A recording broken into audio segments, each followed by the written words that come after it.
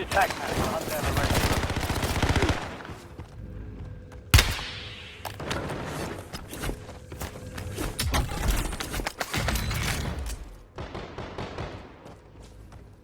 Enemy UAV is online. Enemy dropping into the AO.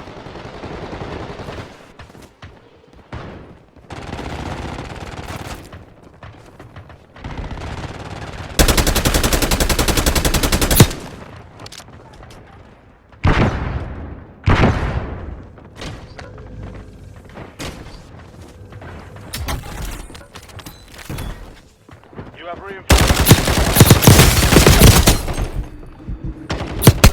Enemy destroyed. Use your tac map to hunt down the rest.